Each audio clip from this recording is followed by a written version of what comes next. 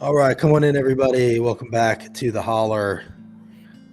Justin here with the Holler, tnholler.com. This is where you can find us at the TN Holler on Twitter and Facebook. And we also have all these hollers hollering all over Tennessee. Thanks to your support, we always appreciate it very much. Your small dollar monthly donations keep us going. And we want to shout out Elisa Parker. If you are buying or selling in Tennessee, do it through her. She's very supportive of us.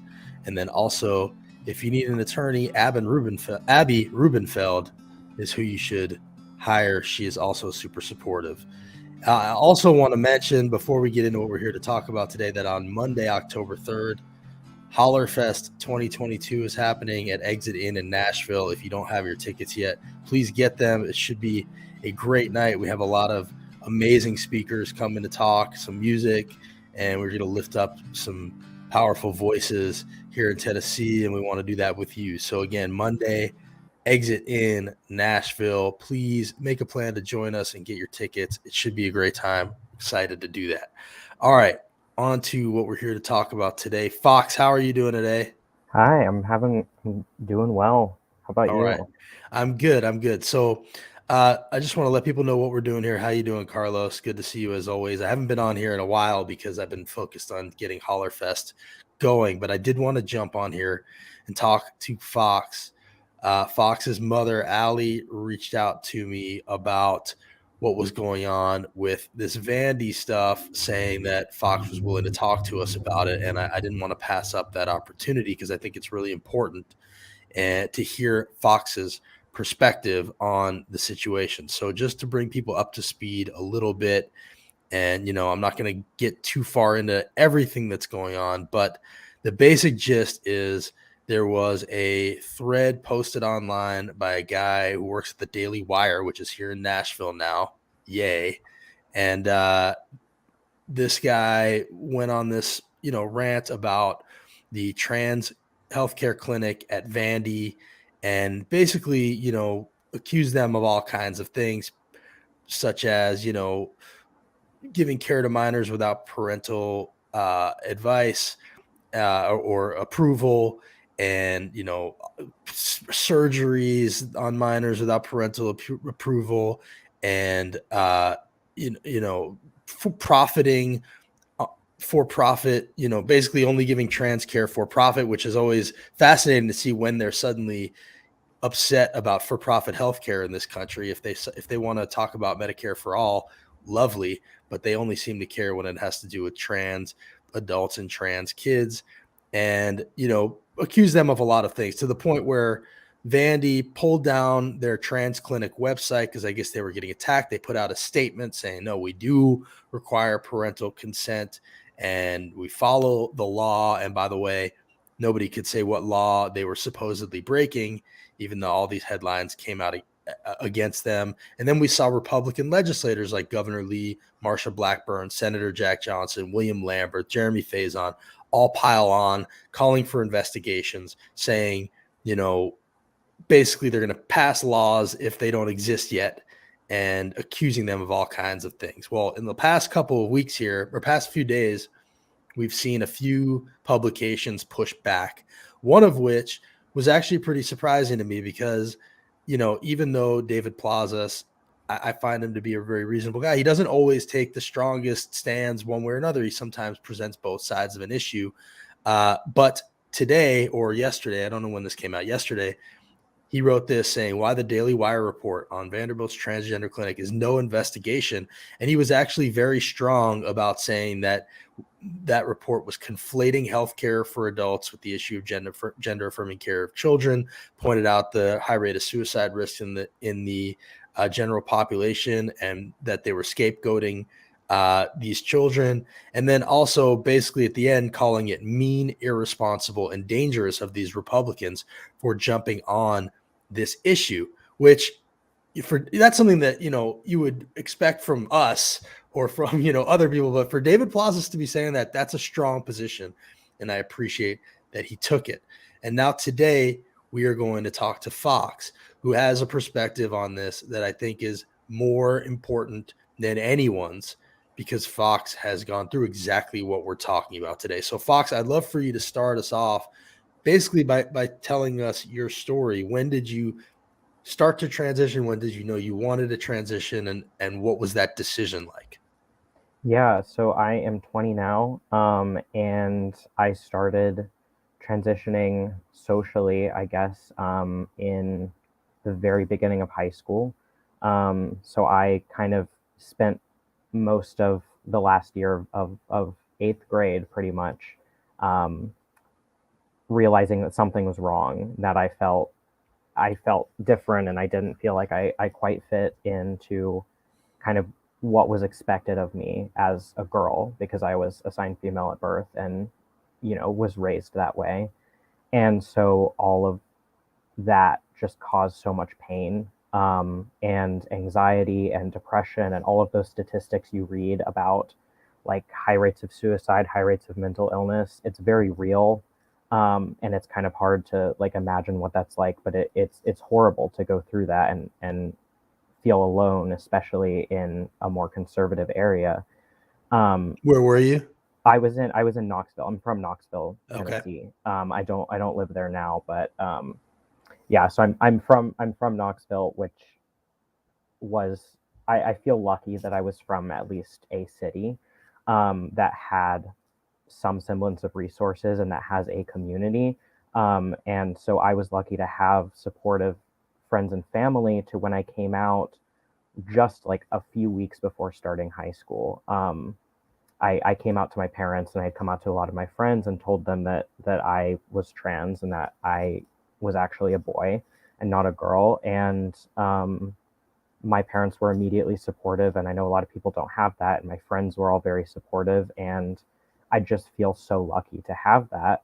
But even when you have these support systems in your personal life, you also have to have support systems just in the systems of medicine, of school, and all of that to help you transition as well. And so I was interested in starting hormones, and that was not an easy process either. And I think that's something that frustrates me is it's painted as this like you can just show up to the doctor one day and say, I want I want to try out this random medicine because I feel like it. And that's not at all what the process is. There's so much research that goes into it. Even on like my part as a child, I was like at home Googling like what are the effects of all of these things? Is this something I want to do? Like this is on top of me being a student. I'm also like doing deep dive research online into like what is transitioning, what does that mean, is this something I want to do? And then when I have spent months and months, like up probably around a year actually deliberating on if that's something I wanted to do, at that point was then I told my parents and I said, this is what I want to do. Did you know anybody that had transitioned? I was the only person I knew at that point, and I think that's why I didn't realize this was an option for me until um, I think I was 14 or 15 when I came out, because I didn't really realize that was even something that people could do, I guess. And then I started finding out about like trans people, and through just like I think just looking things up and seeing communities online and realizing that I wasn't alone. Um, and so once I told my parents that, it we had to then go through the process of, well, how do we go about this? Because they immediately were supportive of me, and they did their own research as well, but they also knew that I had spent the last year figuring out what I needed for myself, and they just wanted to support me in that. And so then we ended up enabled to start hormones was a whole separate process, and all of this is just so many bureaucratic processes to get there. Before we get to that, you mentioned that you started transitioning socially first. What is that? So I think you can kind of separate it into like social transition and medical transition. And social transition is like what you go through before or separate from starting hormones, surgery, all of that. That's just like changing the way you present yourself, like wearing different clothing, maybe changing your name, changing your pronouns, using different ways to like refer to yourself. That is like the social aspect of it, of like other people kind of referring to you in a different way, identifying in a different way publicly. that is separate from actually like changing your body. And some people only do that, or it's something that you do before or after. It's all just kind of like whatever you're comfortable with, but it's less of the medical aspect of it. So that was something I was able to start doing, and it's less of like a defined moment in time and more of just like I've been telling people and they understand my identity, and so they are thinking of me in a different way, and And that's more so of like social.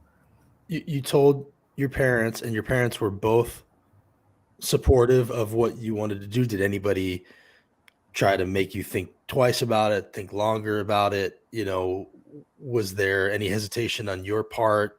How sure were you that this was the right thing to do for you? Yeah, I mean, like I said, it took me kind of a year to come to this decision. So I was sure at that point that I wanted to at least look into it, because obviously I can do as much like Googling as I want, but I don't have the expertise of a doctor. And so the next step was my parents wanted to make sure that they could do something to support me. And so the next step would be to go talk to a doctor about what are the next steps. Is this something I'm interested in? So it was something that it was more of like I've decided this is something I want to explore. Um, and so it there the next step is just talking to people who have experience with this, which once again is really hard to find in Tennessee and in rural areas, and in more like conservative or smaller towns. I know it's even more difficult because there's such little like research and information and experience when it comes to trans people in general, that finding a doctor who's able to understand what you're going through and know what the steps are like off the top of their head is nearly impossible, especially for children as well. So you did find that though. I did. I was able to. I went to my like general practice doctor. Once again, very lucky that she was very supportive. My pediatrician, and so she was able to like find an endocrinologist in the city that would work with me. So I once again I had the support of now my parents, my friends, and my doctor, and now a new doctor that I was going to go see. And so then that as well as I was in therapy at the time, and so I had the support of my therapist, which you also are required to have by a lot of doctors, especially for pediatrician. Um, you have to have that support from One of the all th- aspects. one of the things that Henry Seaton at the ACLU said about his experience, which always stuck with me, and I wonder if it's true for you too, was that he said the decision wasn't about do I want to change my body? The decision was, do I want to live? Is that how you were feeling at the time? Do you mind if I ask? Like, is this, I don't know if I can keep going unless I do this? Yeah, no, I was really struggling, and I would agree. It's not a decision that you make just off the top of your head. It's something that you are dealing with for me. It was like years of just constantly feeling like something was wrong, and then that just develops into depression, mental illness, and just I really did. I do completely agree with that statement that it wasn't really a decision of specifically like aesthetics or anything. It was, this is who I am, and if my body doesn't match that, then I like, what am I supposed to do? Then I don't feel like it's worth living. Essentially, was where my brain was at, and that I was 14. I was like 14 at that time, and that was where my brain was. It wasn't thinking like I wasn't thinking like, what do I want to look like? It was, something's wrong, and there's something I can do to change it. And what does the process entail? I know we talk about hormone blockers, but like, what is it? I mean, like, what happens next if you don't, like Yeah. that? Take me through it. Yeah, so I think it depends on kind of when you want to start medically transitioning. So when people come out as like small children, they are not medically transitioning. That's social transition. If a 5-year old or like a 10-year old or whatever, somebody pre-puberty, even as a child, they're not going through any medical processes at all. It's just they are going by a different name, a different pronouns, dressing in a different way potentially. So I think that's the first process, is social transition. The next part is when you get to kind of like a pre-puberty, like right, I don't know what the age would be, but like right before you start puberty. If you are still thinking that you want to transition, they will then put you on puberty blockers to stop the medical transition, or not the what your body is going to go through by itself. So for me, I didn't actually go through this because I came out later. But if I had come out maybe like before I started puberty, they could have put me on estrogen blockers. So that's not a permanent thing. That's just kind of a pause. It like hits pause on puberty, so you have time to figure out what it is you want to do. And if you end up deciding, if I had ended up deciding I am actually a girl, or I don't want to go on testosterone, then they could just stop those and it would progress normally. Once you reach a certain age, which once again, I don't know the exact numbers, like ages for these, but for me, I think it's 14 or 15, even 16. They don't go, you've already gone through puberty, you've already started puberty. So using puberty blockers isn't necessarily going to be helpful. So what you do at that point is you start other hormones. So I started testosterone, and for all of this, anything medical, it's not, like I said, it's not you show up to the doctor and you request this. You show up to the doctor, you tell them, I'm interested in doing this. They discuss with you your options. They discuss with your parents your options because you're a minor. And so your parents really have, my parents had say on these medical decisions. They had the full power to say yes or no. But they wanted to support me, and we talked so much about what I needed. And on top of that, you also have to be in therapy for I want to say like 4 or 5 months, and also have a letter from your therapist, have a letter from a mental health professional saying that they've talked to you and they know that they agree that this is something you're interested in. So I had to have all of these aspects of support in my life to even go to the endocrinologist, even talk about starting this. And at that point, then it's the endocrinologist's decision, if they think that this is the right decision for me, for them to offer that to me. So What were some of the things that started to happen? Like what were the signs that you started to see first that it was happening? After I started testosterone, Yeah. uh, I think my voice dropping was a big one. As you can tell. And I think also I just had so much more energy. And so that I think was a combination of, one, like being on testosterone, and also just like feeling more myself. And I think the biggest thing that I experienced was just like overwhelming like wash of relief when I started that. It was just, I feel so much better because I know that I'm on the right path now. And I know that my body is going to be what I want it to be. And I don't feel hopeless anymore. And it was so much more about the mental part and the mental like click of this is right than it was about the physical changes, because those take a really long time. Those take like months and years to actually fully happen. So it's not a quick process either. And so it's something that you really have to like decide to do and stick with for a long time to even see results. And it was 100% worth it for me. And I just felt so much better even before. Like, I just remember the day that I got my first shot of testosterone. I was so happy. And I went to school afterward and I was like telling all my friends, and I was like, I can't describe like the happiness that I was feeling. Cause I was like this finally feels right to me. And it was just huge. You mentioned school. What was your experience like in school? Were people understanding what you were going through, accepting? Was there bullying? What were you dealing with?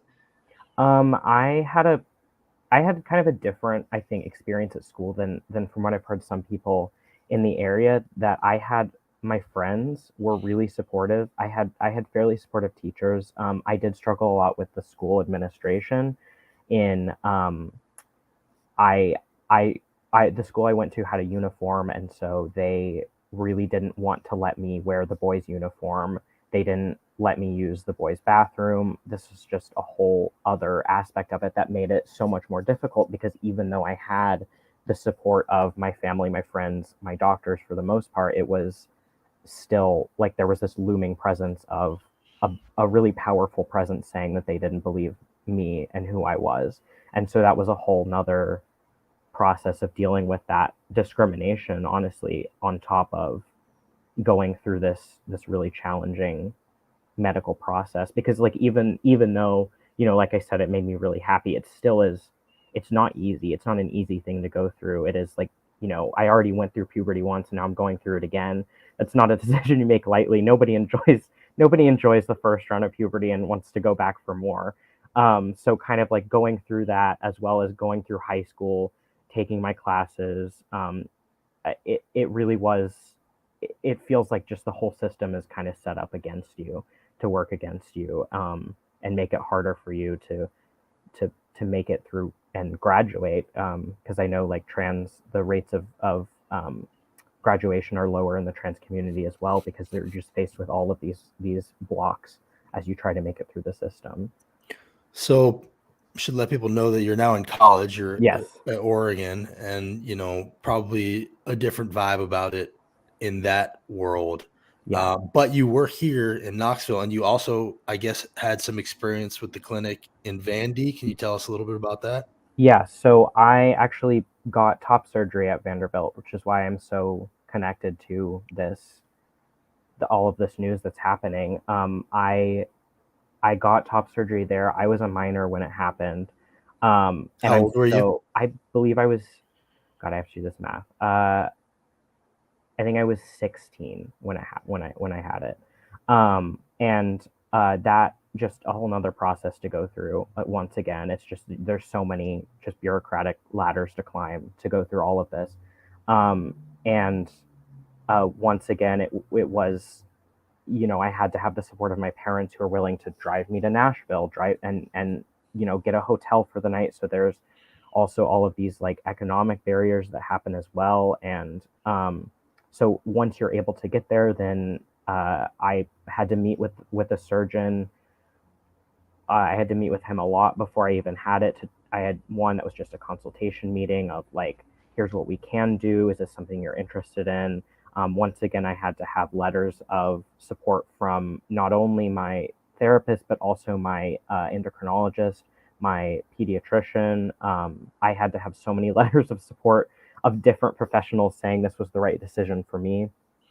And so this is why I get so frustrated, because it's painted to be this really easy process where you can just show up and doctors are just like begging to just perform surgeries, and it's really not. It's really difficult to go through this, and to find support that you need. So it was, I did have the surgery as a minor, and I'm so glad I did. And once again, it was maybe even more so than hormones. It was so impactful for my life to feel like comfortable in my own skin, comfortable walking around.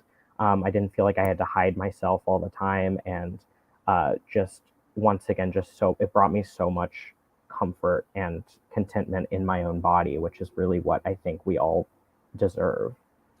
What do you think when you see people attacking Vandy for exactly what happened with you, for basically giving you the care that you say made your life so much better? What goes through your mind when you see them leveling these attacks at Vandy? It makes me really sad and really angry.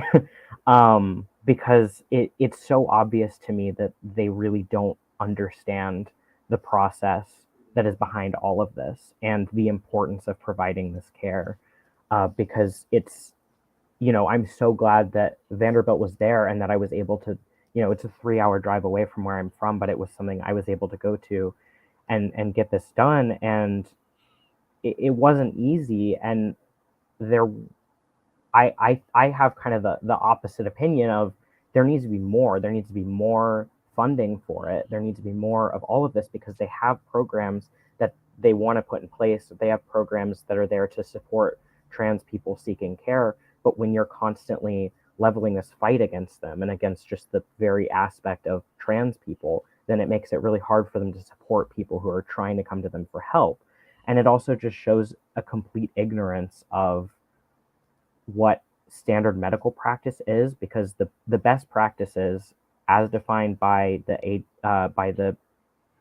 AMA, are providing medical transition for people who request it. That is what is widely agreed upon by doctors to be the best decision. And so it really is it's not the decision of non-medical professionals, of politicians, to decide what people do with their own bodies and to decide what people decide as a family, because it's not an easy decision, and they're just adding more and more problems to this process. And so I think there just really needs to be overwhelming support for people, because it's not an easy process, and it's necessary for people. And they're obviously ignoring all of these, there's all the statistics about trans community is more likely to commit suicide, more likely to have mental illness, and more likely to, or less likely to graduate high school, graduate college. It's there, and that isn't for no reason. The reason behind that is the problems and the transphobia that we face just living our everyday lives, and the problems we run into just trying to access basic medical care. Because this doesn't stop at providing transition-related medical care. This is all medical care. Like, it is hard enough to find a doctor just to go in if I have like a cold, to find a doctor that isn't going to not respect me because I am trans. Like, it's all so connected. And so when you're attacking providing trans-specific care, you're also attacking providing care for anything for a trans person. So it's infuriating.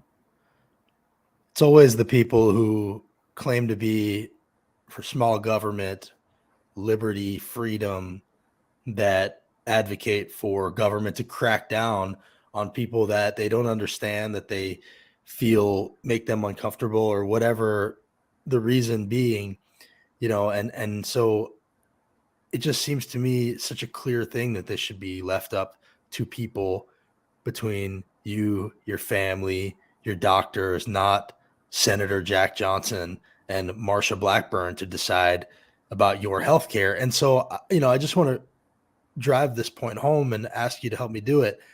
If they take away, which they're talking about doing, if they take away this option, if what we see in the coming session is laws passed to make this illegal, even with parental consent, which is, I think, what they plan to do now, that seems like they're going to be killing kids. I mean, that seems like they are taking away an option that was a lifeline for you and for Henry and for so many others. So do you think that's fair to say that if they ban this, I mean, and I'm not saying that you might have, I'm not asking you to weigh in on yourself here. You've already told us that, but in general, is it fair to say that taking away something that was a lifeline for you could be a life or death decision and could essentially be killing kids in the future? Yes, 100%. If they take away the right of people to access trans-specific healthcare, children will die. I can't emphasize that enough, and I don't know what isn't clicking. That this has to do with children's lives, children's happiness, and we are attacking the most vulnerable population that there is, which is children who don't have a say in political process. And so when you are attacking their right to have basic health care that we would agree is a right for anybody to have, when you're removing that from them, they will die. They will die from suicide. They will die from other medical problems because they're afraid to go to the doctor. It really is life or death. And I am very scared because I know what it's like to be in that position. And I know what it's like to be afraid to go to the doctor for unrelated to trans, for for stomach issues. I was afraid to go to the doctor because I had a transphobic experience at that doctor. And so I know that fear of, well, I guess I just can't go to the doctor then. And I know the fear of, what if they take this away? What if I can't continue my hormones? And it scares me because no child, and I think that's what's important, is these are children. No child should be put in that position to be afraid for their life because a politician has decided that they want to have a power trip and that they want to scapegoat children for this because they're powerless. And I really, really empathize with those kids, and I want to do whatever I can to help them. But it truly is terrifying because I do think children are going to die, and I don't know how to get that through people's heads. Well, I think you're doing a lot just by telling your story. So I appreciate that you're doing that. And I think we need to just keep speaking out. I don't think a lot of these people are open to hearing that message. Mhm. You know, for instance, this guy, Matt Walsh, who was the blogger that I was talking about, he admitted here after his thread went viral that he had made this a major national issue and a winning political issue and encouraging Republican candidates to take the reins. So he openly admitted that this was politics. Just like when Chris Rufo admitted the CRT stuff was politics. They're telling us why they're doing this. And sadly, what Fox is saying, that this will kill children, they don't care. Just like they don't care that guns kill children and they continue to proliferate guns in our country. So, you know, calling on their empathy, that's not going to work. But maybe by telling your story, you might be able to reach others out there that are open to hearing it. And, you know, again, when it comes to this Vandy stuff, the attacks are misguided. Even David Plazas is speaking out. There's a lawyer named Alex Little who he asked the question, and I think it's a fair one, basically saying, you know, where's the question? I have the first question here. Hang on, sorry, it's here somewhere. But the question he asked was, you know, if you consider elective surgery for minors, you know, illegal or whatever you want to call it, you know, are you going to ban circumcision? Or are you going to ban other elective nose jobs? Are you going to ban other elective surgeries for children? Or is it only surgeries and care involving trans kids, which really just exposes you as coming from a place of bullying and hate? I think it's a fair question and one they should answer. Alex says, I guess reporters should start asking them, and tagged us.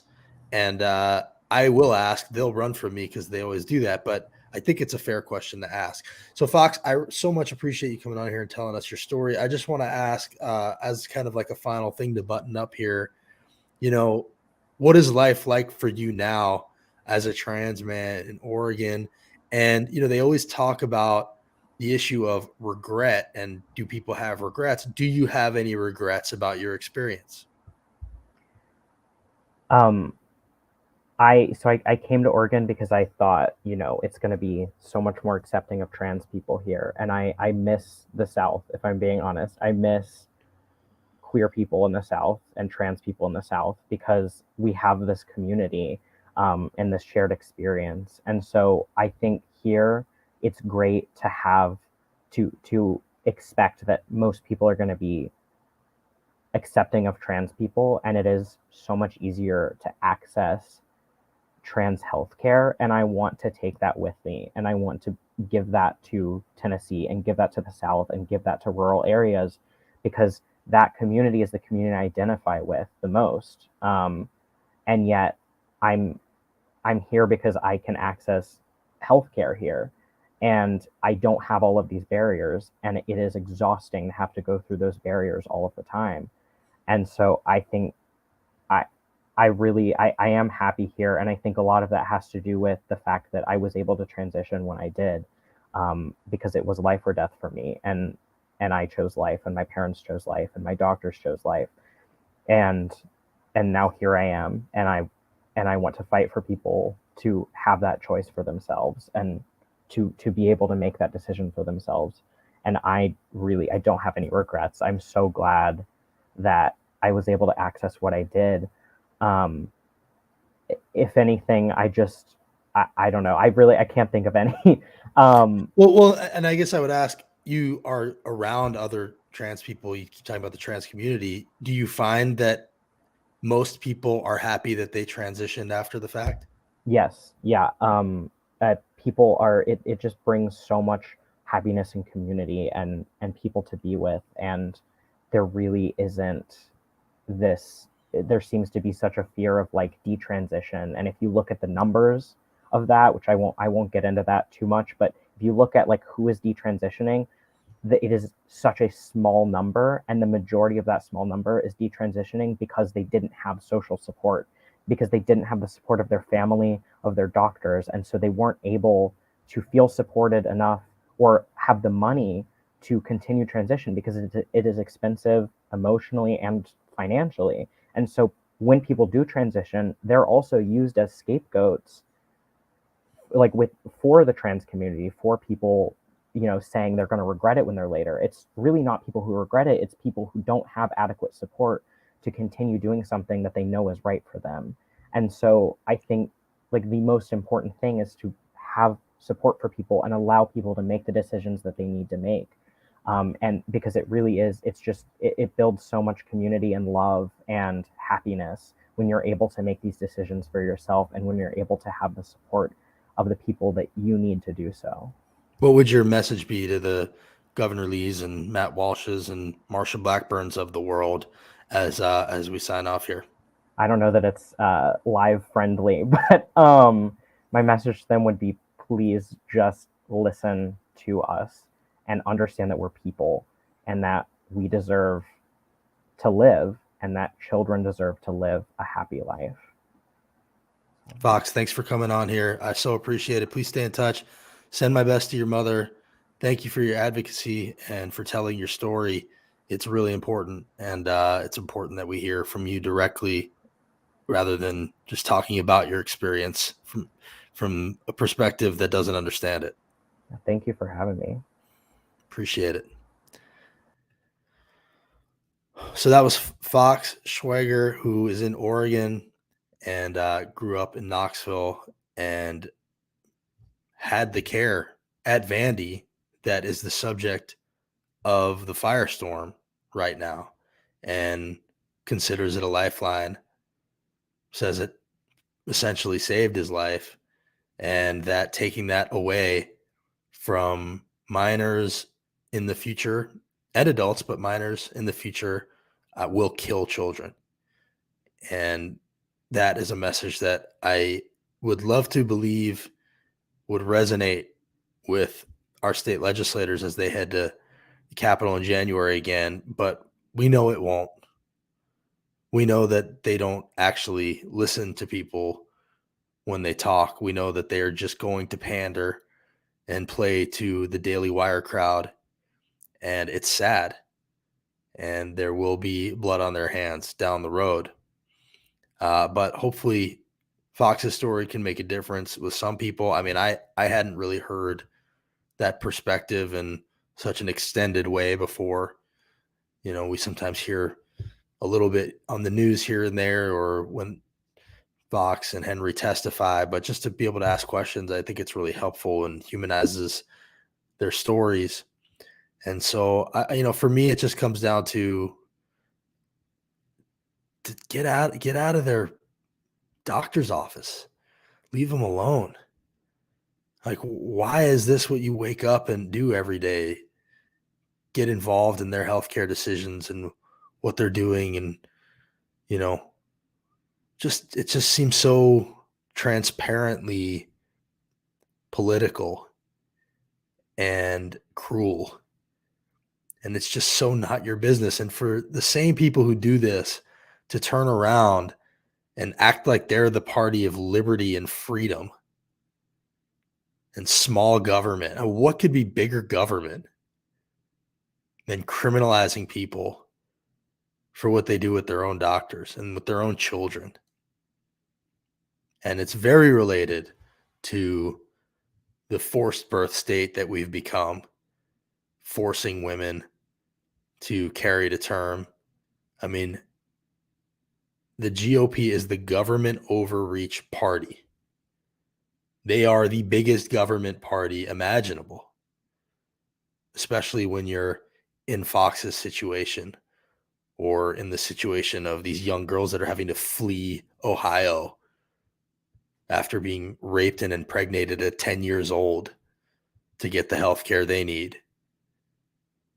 I mean, these are scary things that the Republican Party is doing to our most vulnerable people. And this is why we need to stand up to it and speak out and yes, vote, but also get loud and not let them have the final say on these things and put a face on these stories. And so I appreciate that Fox was here to do that. And Matt Walsh, I mean, that dude really needs to get a hobby. Let's keep in mind, this is the same guy that was making a stink about having a black Little Mermaid last week. And this is the guy who, when he speaks out, our Republican legislators are snapping to attention and vowing an investigation, even as he tells them it's all political. It's really embarrassing.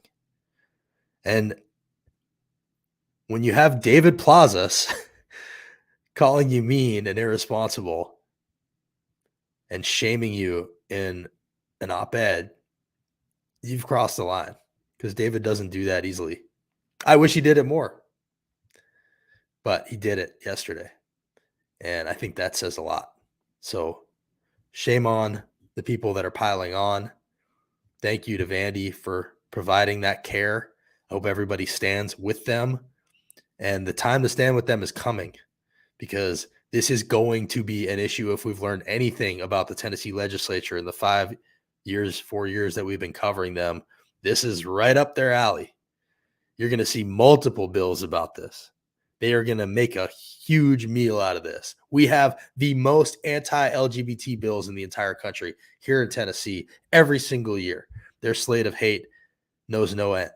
And until people stop voting for them, they're going to keep going, because they don't want to talk about how we're at the bottom in healthcare and the bottom in poverty and the bottom in per pupil spending and the bottom in infant and maternal mortality and the bottom in crime and the bottom in teen birth. I'm not making this up. This is all real. We're at the bottom at all of this stuff. They don't want to fix that.